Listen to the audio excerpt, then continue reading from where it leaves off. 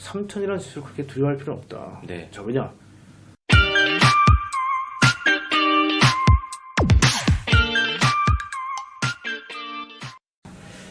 네, 이제 드려야 될 말씀이 많으니까 애플카, 현대차에 대한 이슈는 이 정도로 마무리를 하고요.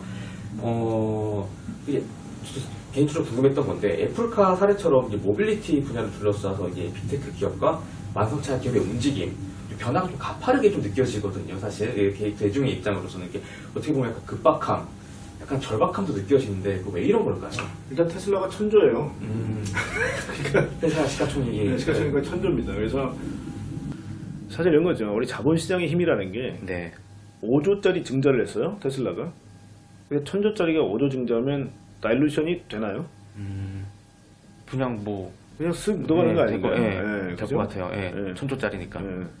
1000원에 5원 생각하시면 되잖아요. 그죠? 네네. 티가 안 나잖아요. 티 안 날 것 같네. 5조란 돈이 얼마나 큰 돈이냐면요. 현대자동차가 30만 대짜리 공장을 짓는데 1조가 들어갑니다. 토지를 매입하고 네네. 그 다음에 HBM을 모아서 큰 공장을 짓고 그 다음에 머신, 기계가 다 들어가는 게 1조예요. 네. 30만 대짜리 공장이. 자, 근데 5조면 3, 5, 15, 150만 대를 만들 수 있는 규모입니다. 네. 근데 이걸 증자를 3번 했어. 근데 주주들이 막 박수를 쳐요. 아, 만약에 잘한다. 현대자동차가 지금 이제 한 뭐 50조 좀 안 되겠죠. 좀 밀려서. 50조짜리 회사가 만약에 5조짜리 증자를 한다. 네. 폭락하겠죠. 난리 나겠죠. 난리 나겠죠. 그게 뭐냐면 아까 얘기했던 그 외계인들은 자금도 아주 그냥 건강하게 쉽게. 잘 되고 예. 10년 동안 적자였던 회사예요. 그렇게 해서 지금 겨우 50만 대 만들어요. 네. 현대자동차나 기아자동차를 다 합쳐보면 한 940만 대 캐파가 되거든요. 네. 근데 50만 대짜리 회사는 1000조고요. 네. 지금 뭐 940만 대를 만드는 회사는 뭐 시가총 이거밖에 안 되는 거예요. 그래서. 근데 그쪽은 돈을 계속 그렇게 모아가고 그 돈으로 클린 컴퍼니가 됐습니다. 네. 부채가 없어졌어. 증자한 돈으로. 그렇죠. 예. 왜냐면 그 5조라는 돈이 지금까지 테슬라가 이끌면서 얼마나 큰 돈입니까? 지금 시가총이 클 뿐이지. 네. 5조라는 돈은 여전히 테슬라한테 큰 돈이에요. 네. 그러니까 그런 걸 봤을 때는 이제 이 자본시장의 걔들은 관성, 굉장히 빨리 가는 관성을 탔고요. 네. 나머지 이 기업들은 보시면 아시겠지만 특히 유럽 기업들은 부채비율이 굉장히 높습니다. 네. 이자 감당하기 어렵습니다. 부품사들 앞으로 내연기관 없어집니다. 네. 이게 보통 스트랜디드 에셋, 좌초자산이라고 얘기하죠. 앞으로 2030년, 35년도에 다 내연기관 판매 금지가 되면 결국은 지금은 자산이지만 네. 나중에 부채가 되는 거예요. 그러니까 우리는 쉽게 말하면 모래주머니를 여러 개 달고 있는 거예요. 이 어벤져스가 예. 예. 물론 이제 아이언맨은 무거운 아이언 수술을 입고 있어야 되지만 네네. 거기 모래주머니를 더 차고 있는 거예요. 그래서 외계인들은 뭐 저 중력 안 받고 그냥 슈퍼맨처럼 날아다니는데 네네. 우리는 뭐 철갑에다가 모래주머니 갈고 뛰어야 되기 때문에 사실은 많이 어렵습니다. 그래서 왜 그러면 테크 기업들이 저렇게 막 변화가 있느냐? 테슬라가 원탑이에요. 근데 중국 애들은 참 유연한 게 야, 저 테슬라 하네? 우리 따라해. 아니면 야, 실리콘밸리 사는 사와. 네. 니오, 샤오펑, 리상 이런 기업들이 테슬라를 추종하고 따라 나가기 시작합니다. 네. 얘들은 좌초자산이 없어요. 아. 똑같이 니오 같은 주가가 미친 듯이 올랐죠. 이번에 CS 뭐 전전날인가요? 니오 데이를 했습니다. 네. ET7이라는 차를 내놓으면서 한번 충전하면 1000km를 달릴 수 있다. 그 다음에 NAD라는 게 FSD, 즉 테슬라의 풀 셀프 드라이빙에 맞서는 개념으로 NAD라는 자율주행 시스템을 내놔요. 그 중국도 이 13억 인구 중에 상위 0.01% 정도 되는 천재들만 모아보세요. 네. 그리고 실리콘밸리가 있는 팔로알토 지역은 원래 중국인 이주촌입니다. 거기가. 굉장히 실리콘밸리 중국 사람들이 많아요. 그러니까 사실은 뭐 야 우리 미국 기술 중국 애들이 빼간다 그러지만요. 네. 사실 특허낸 거 보면 중국 애들에 의해서 실리콘밸리가 움직일 수도 있어요. 그러니까 최근에 이제 중국하고의 담을 좀 쌓다 보니까 인도 분들이 많이 튀어오르죠. 네. 그러니까 실리콘밸리가 정말 천재들이 많은데 중국은 사실은 이 머릿수로 따지게 되면 중국에 있는 천재들을 우리가 무시할 수 없다는 거예요. 그렇군요. 이게 로봇 분야나 아니면 드론 분야나 모든 분야에서 중국인들의 천재들은 굉장히 돋보입니다. 그러니까 그런 분들이 나 뭐 미국 사람 할래 하면 모르겠는데 네네. 그 중국 정부도 야 니네 네 아이디어 다 이 고고를 위해 써라 뭐 이러면서 중국 들어와라 뭐 그리고 뭐 연봉 30억 50억씩 주니까 예, 바로 들어가잖아요. 예. 그러니까 그게 좀 무서운 거예요 중국에. 그래서 테크 기업들이 미국 중국을 중심으로 이파전 양국이고요. 네네.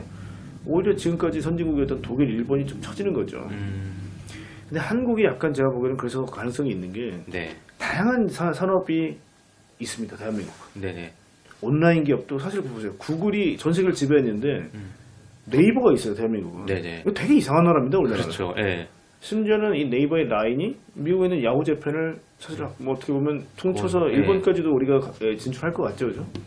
그러니까 동북아의 절대 강자예요. 왜냐면 중국이 뭐 자기들끼리의 소사이어티니까 뭐 중국은 논외로 하고요. 네네. 유럽은 이미 뭐 다 먹혔죠, 구글한테. 네.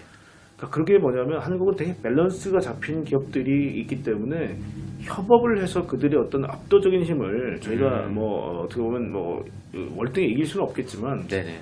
한 90%, 95% 레벨까지 가야 된다는 겁니다. 그렇군요. 알겠습니다. 그러면 뭐 기술이 발전하면서 이렇게 기업들도 절박함을 느껴서 바뀌는 것도 어떻게 보면 좀 자연스러운 현상이다. 좀 이렇게도 느껴지는데 저는 그 시점이 왜 또 지금이냐는 생각도 들거든요. 그건 되게 좋은 질문이세요. 네. 저는 그 예를 들면 4차 산업혁명을 이루는 코어 테크놀로지라는 부분에 주목을 합니다. 네. 그래서 뭐 예를 들어 4차 산업혁명이 되려면 뭐 AI 돼야 되고 뭐 빅데이터 돼야 되고 뭐 클라우드 돼야 되고 뭐 이런 식으로 이제 보통 표현을 많이 하는데요. 네.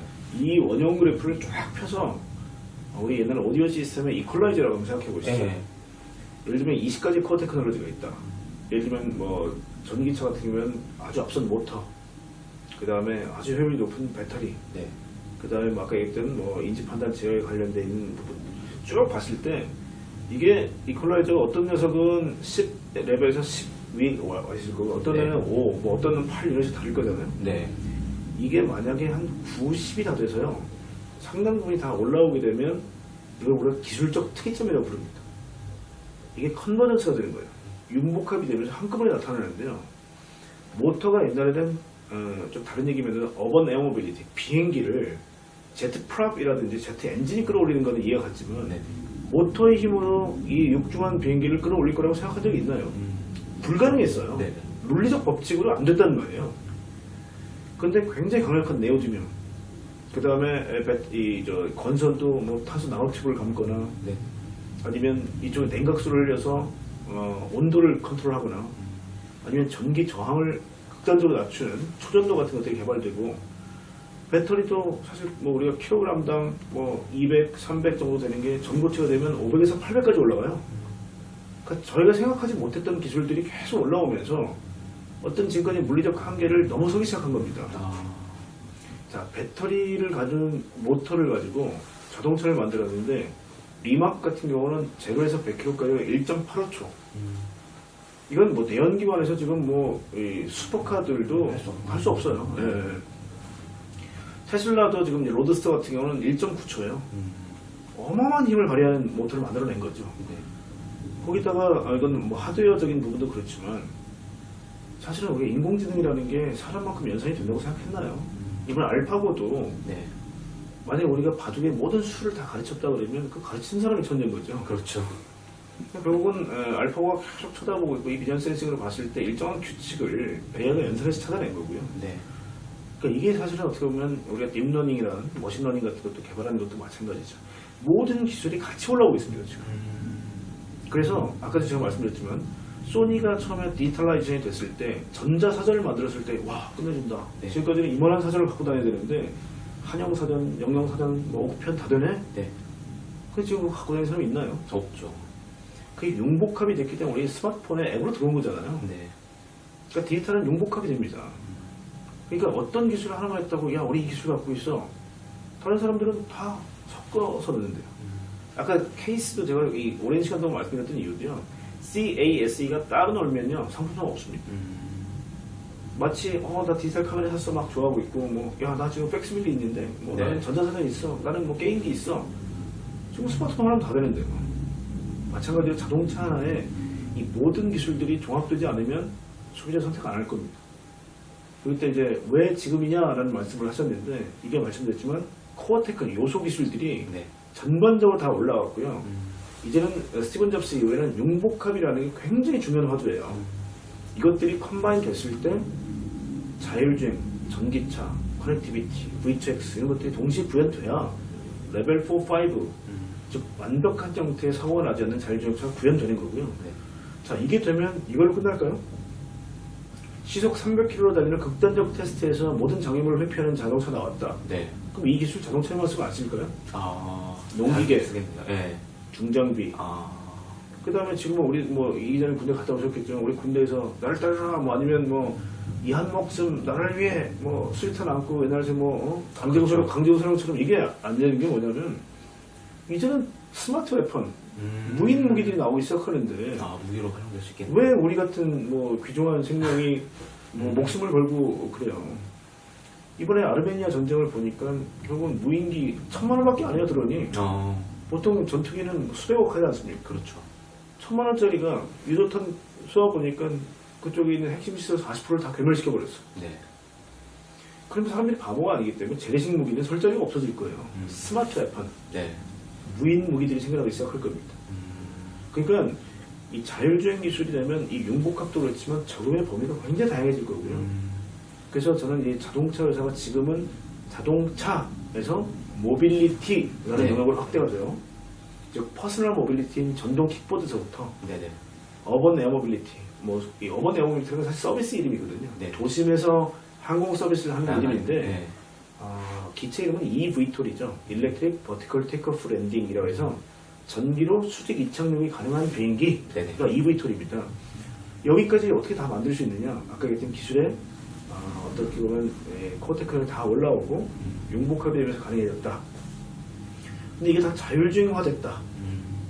그럼 그 다음 단계는 뭘까요? 로보타이제이션.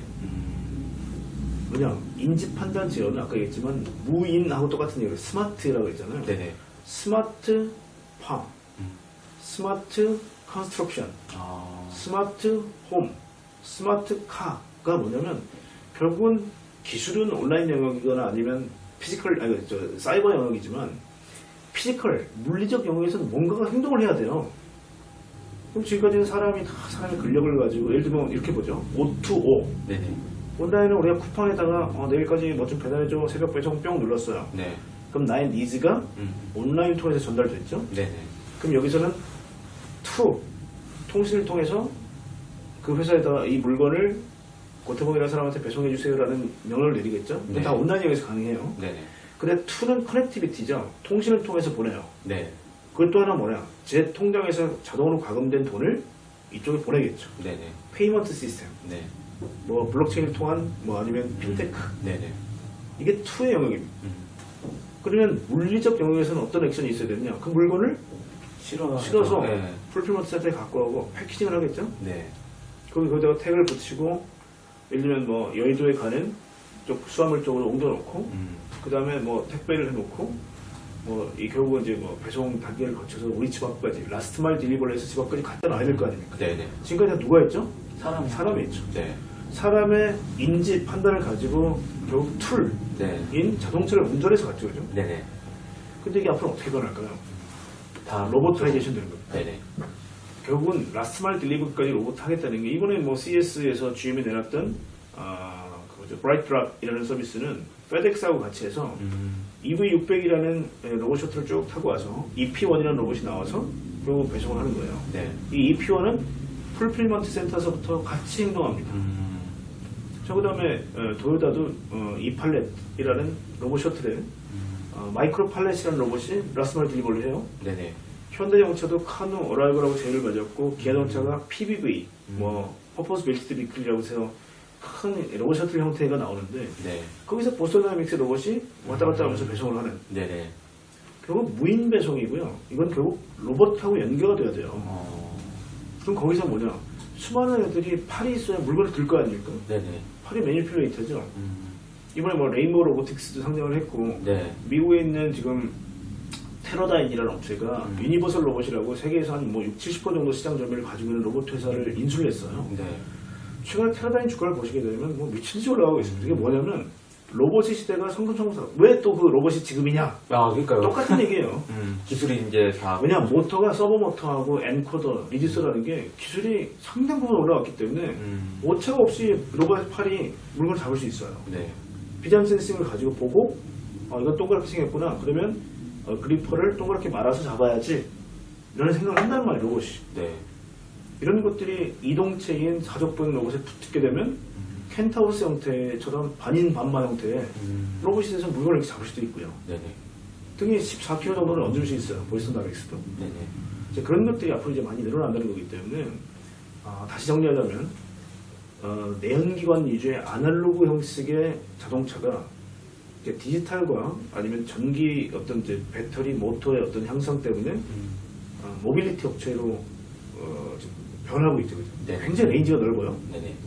그 다음은 로보타이제이션. 이게 아까 O2O, 네네. 오프라인의 끝판왕은 로보타이제이션. 그래서 보이나다. 아마 모든 자동차 업체가 지금 로봇을 하겠다라고 지금 계속 출사표를 던지는 이유는 모빌리티 넥스트텝은 로보타이제이션입니다. 결국 로봇까지 다 되니까. 메카니컬 엔지니어링의 끝판왕이 자동차예요. 그래서 현대자동차 남양연구소에 12,000명의 엔지니어가 있습니다. 전부 다뭐 많네요. 네. 훌륭한 분들이 뭐 기계공학과 나오신 분들이에요. 네네. 이분들 어떻게 활용해야 되겠어요? 내연기관 없어지게 되면 이분들 다 집에 가시나요? 그럼 안 되겠죠. 이분들 중에 정말 꿈이 있고 젊은 분들은 로봇 쪽으로 지원을 하셔야 되고요.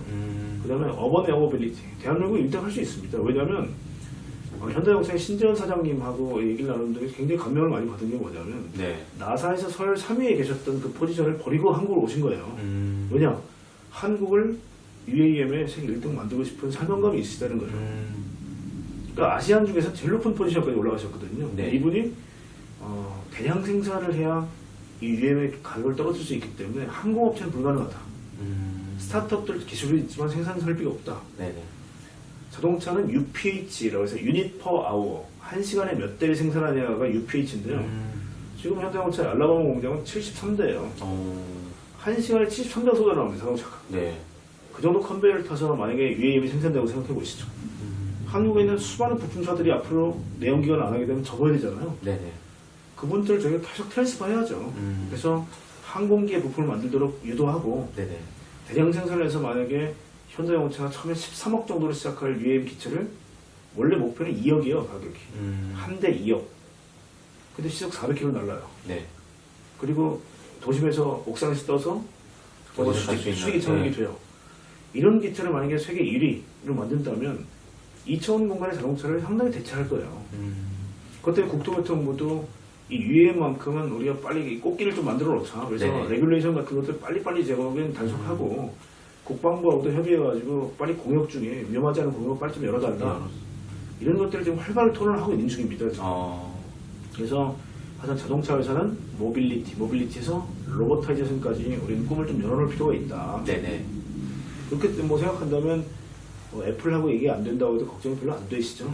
잘할 수 있습니다. 한국. 네네. 그렇군요.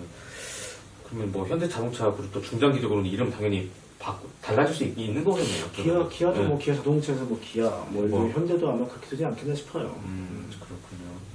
그렇군요. 이제 설명해 주신 것처럼 이제 세상이 이렇게 바뀌고 지금 그게 지금 기술이 지금 무르익어서 지금 시점이라는 것도 잘 알겠는데 이제 그걸 이제 투자에 연결하는 게 사실 또 관건이잖아요. 그래서 저 끝으로 또 이제 이런 관련주들은 또 너무 많이 올랐다는 생각이 개인들은 들기도 하고 이런 개인 투자자들은 또 이런 세상의 변화를 인지를 해서 어떻게 좀 투자에 연결시키면 좋을까요? 투자는 뭐 늘 예술의 영역이죠. 네. 왜냐하면 지향점이 굉장히 멀리 있으신 분들은 뭐 지금의 어떤 뭐 등락은 초연하실 필요가 있는 거고요. 네.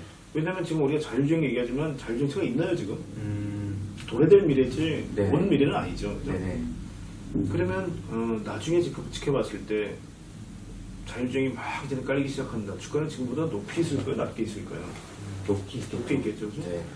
그 다음에 또 우리가 친환경, 아까 이제 여기서 디지털 트랜스포메이션하고 아까 탄소 제로 경제라는 말씀을 드렸는데 2050년도에 웬만한 나라들은 다 탄소 제로 경제를 선언했죠. 네. 그래서 우리가 이제 이 넷제로라고 보통 얘기를 하는데요. 탄소 배출량을 제로로 만들겠다는 겁니다. 근데 지금 미국 같은 경우는 자동차가 CO2 배출량이 전체 29%. 네. 왜냐면 그쪽은 공해유발산이 많이 없기 때문에 비중이 커요. 네. 교통수단이. 한국은 워낙 공해유발산이 많기 때문에 16%예요. 그러니까 결국은 지금 내연기관차를 전기차로 100% 다 바꿔버리게 되면 16%는 그래도 0이 되는 겁니다. 네네. 제일 쉬워요. 왜냐면 발전소를 전부 다 태양광이나 풍력으로 바꿔봐야 지금 100%를 못 만듭니다. 그렇죠. 쓰던 걸 없애야 되는 거군요. 어렵고요. 또 그다음에 지금 이 탄소가 엄청나게 많이 나는 화학 산업, 시멘트 산업, 철강 산업 바꾸기 어렵습니다. 제일 쉬운 거는 나 뭐 좀 차 15년 탔는데 바꿔야지 할 때 정부가 큰 돈 도와줄 테니까 전기차로 바꿔. 네. 그리고 충전소 내가 앞으로 25년까지 45,000개 깔아줄게. 앞으로 좀 편해지겠네요? 하면서 사람들은 쉽게 살 거란 말이에요, 전기차를. 네네. 그러면 보통 사람들이 10년 정도 타고 중고차 시장에 팔고 5년 정도, 15년 정도의 러닝 피리어드 있기 때문에 네. 2050년에 15년 전인 2035년 정도부터는 내연기관이 전기차로 대거 바뀌기 시작해야 돼요. 네네. 그래서 아마 뭐 지금 서울시는 2035년부터 내연기관 등록 안 받겠다 네. 얘기했죠. 네네. 또 이번에 보니까 우상호 후보는 5년을 더 당기겠대요. 2030년. 네. 이미 현대형태도 2030년부터 내연기관 안 만들기로 얘기했죠. 네. 이번에 GM도 2035년부터 내연기관 안 만들기로 발표했습니다. 네네. 그러니까 결국은 뭐냐? 2050년도에 탄소 제로라면 전기차가 지금 전 세계 7,500만 대 중에 딱 2%예요. 네. 지금 다 왔을까요, 지금? 이제 시작이죠, 사실. 그렇게 보신다 그러면 저는 이게 그래서 얼마나 타임 호라이즌을 갖느냐에 따라서 투자라는 건 완전히 달라질 수 있어요. 그래서 지금 어떻게 해야 돼요? 라는 얘기가 그러면 고객님 어떤 성향을 가지고 계세요? 그것부터 시작해야 된다는 거예요. 네네. 그래서 지향점이 상당히 멀리 있는 기술들이에요. 디지털 트랜스포메이션도 아까 얘기했던 스마트, 무인화라는 게 네. 그렇게 무인화된 게 맞나요, 지금? 많이 없죠, 사실. 우리 야구르트 아줌마들이 타고 다니시는 네. 카트 있잖아요. 그게 만약에 아주머니들이 안 계시고 만약에 컴퓨터 AI가 직접 인지 판단 제어를 해서 네. 제 책상 앞에 녹즙을 갖다 가지고 오는 날까지는 디지털 네. 트랜스포메이션이 안 된 겁니다. 그래서 굉장히 지향성이 멀리 있기 때문에 그런 어떤 기대를 하고 아까 얘기했지만 융복합이 되고 어떤 인더스트리가 확산이 돼서 무인화가 각 산업에 미치는 영향이 커지게 되면 그 코어 테크놀로지 네네. 예를 들면 스마트 센서, AI, 반도체, 뭐 통신용 AP, 뭐 수많은 이 코어 테크놀로지 요소 기술들 네네. 이런 애들은 점점 커지지 않을까요? 지금 왜 스마트 센서가 풍기어서일까요? 네네. 모든 아날로그가 네. 한꺼번에 디지털 트랜스포메이션에서 변화되고 있기 때문에 쇼트시가 나는 거예요. 자, 이렇게 본다 그러면 우리가 다양한 시각에서 본다 그러면 이 기술이라는 게 지금 막 그리고 또 대보신 보면 우리 옛날 닷컴 버블도 막 튀어가지고 당시에 미국의 84%가 적자기업이 IPO를 했어요. 네네. 근데 거기서 누가 살아남을지는 몰랐죠. 그렇죠. 근데 그 결과가 뭐였습니까? 아마존, 구글, 살아남은 업체들은 IPO 후에 아마존은 3,700배가 올랐어요. 100%가 아니라. 네.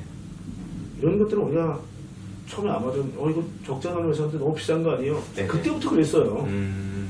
그렇군요. 그리고 미국이 어떻게 보면 밸류에이션의 끝판왕입니다. 걔들이 빡 찍은 거는 저 하늘에 있는데 우리 한국은 너무 비싼 거 아니에요? 지금 우리는 이러고 있어요. 네, 알겠습니다. 그러면은 또 오늘 뭐 미래산업 모빌리티 관련된 얘기 많이 나눠봤는데 또 코스피 지수에 대한 얘기를 안 할 수가 없어요. 그래서 좀 지수가 약간 조정을 받는 모양새다 좀 이렇게 판단하시는 분도 많은데 좀 지겨운 질문 될 수도 있겠지만 좀 향후 전망 좀 이런 거 간략하게 여쭙겠습니다. 일단 뭐 한 2030 정도 레벨이 개인 투자들 분들이 많이 들어오셨어요. 그래서 네. 뭐 3,200 정도까지 갔었으니까 캐피탈 게인은 상당히 얻으신 겁니다. 그래서 지금부터는 이해관계가 다 달라요. 차익 실현을 하고 싶은 분들도 우리가 뭐라 그럴 수 없어요. 그러니까 이제 손바뀜이 좀 있을 겁니다. 네. 근데 하나 다행인 거는 3,000이라는 정수 때, 1,000, 뭐 2,000, 3,000이라는 정수 때는 매우 중요합니다. 네. 3,000이라는 지수가 과연 지지선이 될 거냐, 저항선이 될 거냐를 가지고 고민을 많이 했죠. 사실 3,000을 못 뚫어주고 계속 3,000 밑에 머물렀다면 저항 레벨이 될 수도 있었어요. 근데 의외로 뚫을 때 힘이 좋았습니다. 그리고 3,000을 수성할 의지가 굉장히 강해요. 네. 그래서 손바뀜은 제법 많이 일어나고 있습니다.